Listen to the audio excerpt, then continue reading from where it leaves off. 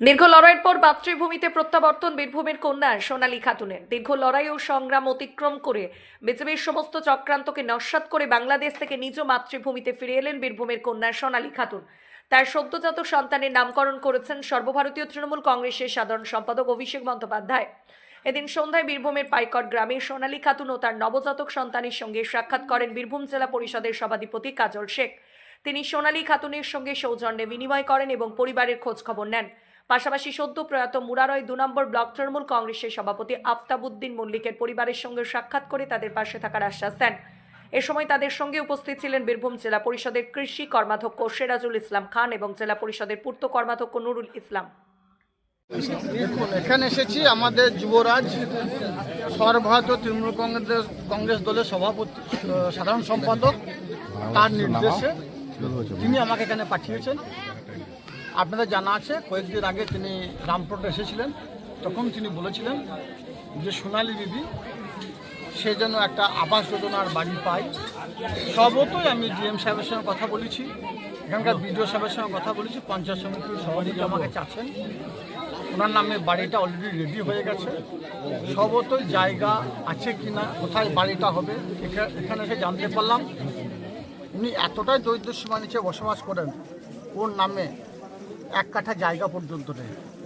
সেই হিসেবে পঞ্চায়েত সমিতির সভাপতিকে বললাম যে এই এরিয়ার মধ্যে যদি কোথাও ভেস্টেড ল্যান্ড থাকে আপনি যত দ্রুত সম্ভব সেই ল্যান্ডের দাগ নম্বর আমাদেরকে দেন।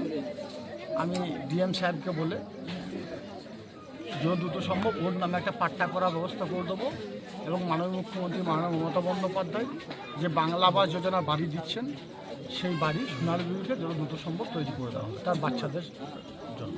আমি স্বামীকে আনার ব্যাপারে কিছু কথা বললেন, ওটা কীভাবে দেখছেন আপনারা?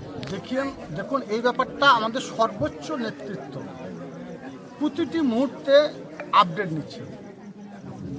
আমাদের দলের সেনাপতি যুবরাজ অভিষেক বন্দ্যোপাধ্যায় এবং স্বয়ং দলনেত্রী মমতা বন্দ্যোপাধ্যায় প্রত্যেকটি মুহূর্তে সোনালী বিবির শারীরিক সুস্থতা, তার বাচ্চাদের খোঁজ খবর, তার পরিবার কেমন আছে না আছে প্রতিটি মুহূর্তে আপডেট নিচ্ছেন। স্বভাবতই ওনার স্বামীর যে আসার বিষয়টা আগামী 19 তারিখে সুপ্রিম কোর্টে এই কেসটা উঠবে। আমাদের দৃঢ় বিশ্বাস 19 তারিখের পর তিনি সোনালী বিবির কাছে ফিরে আসবেন। আপনাদের জানা আছে এটা বিজেপির চক্রান্ত, বিজেপি সরকার চক্রান্ত করে আমরা বাঙালি, আমরা বাংলা ভাষায় কথা বলি, এটাই আমাদের অপরাধ।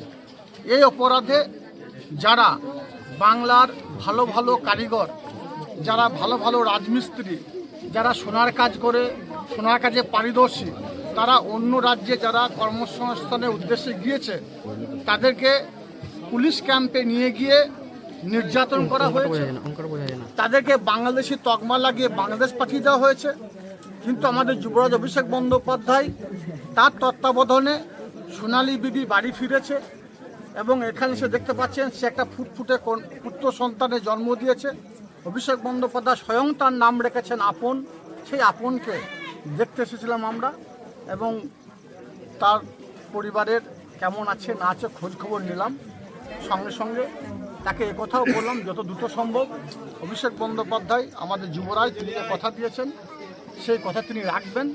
তাই তিনি মাননীয় মুখ্যমন্ত্রী মাননীয় মমতা বন্দ্যোপাধ্যায় যে বাংলা আবাস যোজনা বাড়ি সেই বাড়ি অতি দ্রুত তাকে করে দেওয়া হবে।